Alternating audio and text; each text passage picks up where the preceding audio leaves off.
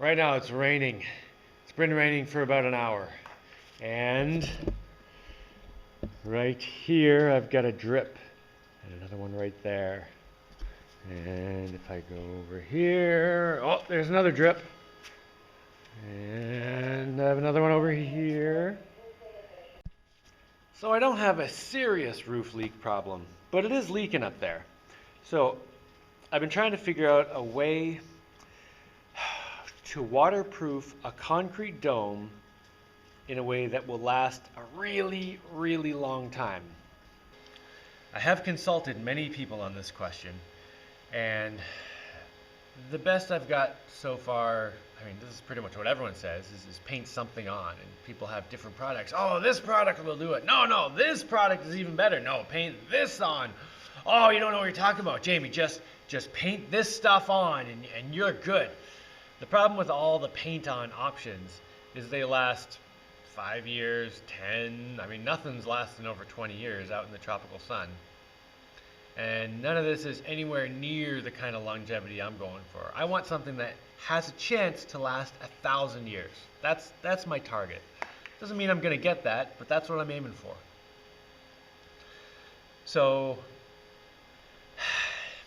whatever it is up on the roof has to handle expansion from heat and contraction from cold, because the roof's out in the sun, it heats up, it's going to expand, and then it gets rained on, or it's nighttime, it's going to cool off, it's going to contract, and that's how little tiny cracks open up in the concrete from that kind of stuff.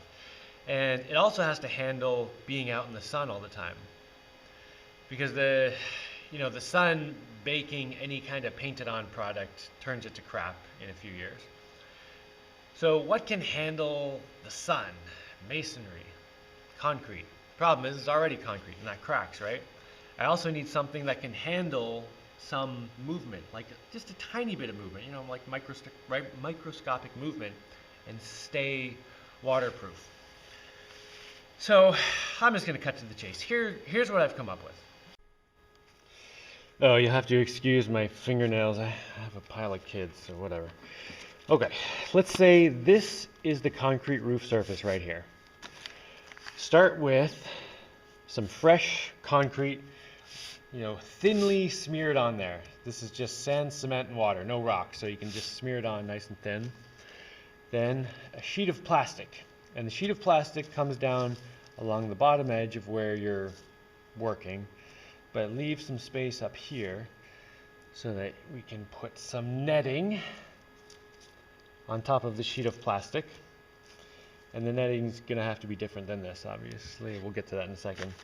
And then one more layer of thin concrete on top of that that's like soaked into the netting. So the netting will help hold this concrete layer together.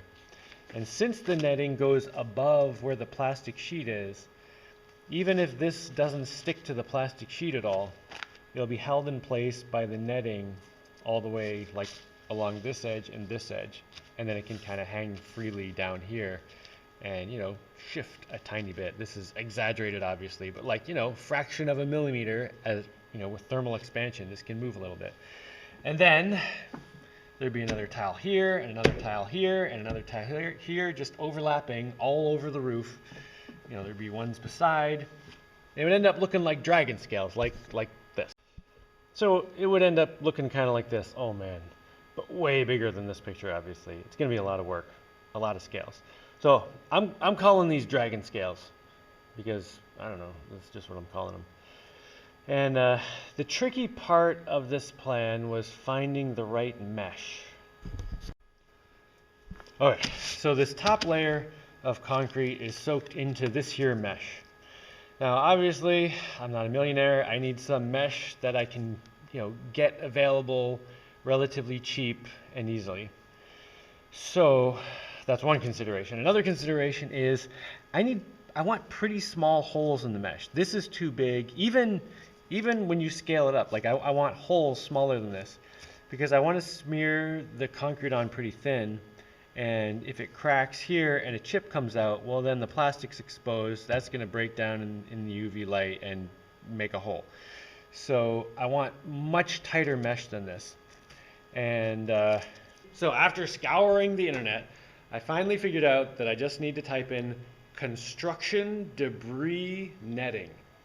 And that stuff, I mean, it's relatively cheap, you can get it easily.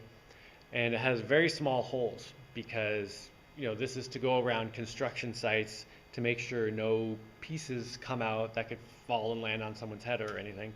So it's got little tiny holes in the mesh, which is perfect because if I've got like 1 or 2 millimeter size holes, even if my concrete layer on the top, gets cracks and breaks up, it's not going to come off. Like there's not going to be any space where a piece of concrete's not going to be held in.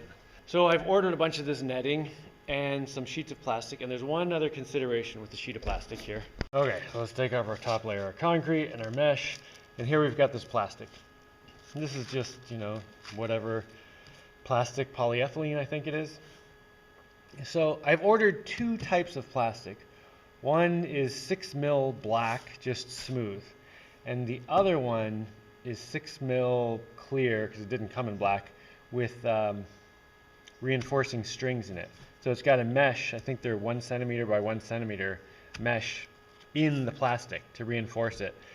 Now, I don't think it necessarily needs the reinforcement. It obviously won't hurt though. But what I like about it is it gives the surface a bit of texture. So the concrete on top here will kind of be able to stick to the texture a little bit. And it might even just help when I'm applying the stuff, but regardless, it's not going to hurt to have a bit of texture there to hold the concrete in place. So I'm probably, I'll have to do some tests to see which one works better, but I think that the one with the texture, with the string mesh in it, is probably going to be better. So I'm going to try that one first. I don't know, there's going to be some experimentation here, even just figuring out the best way to apply these, because it's going to be a pretty labor-intensive thing to do. However, I think once it's done, if I do a good job and do it right, it should last a ridiculously long amount of time. Hopefully. Anyway, my supplies should be here in about a month and a half, so I have some time to do other things while I'm waiting for that. And I should totally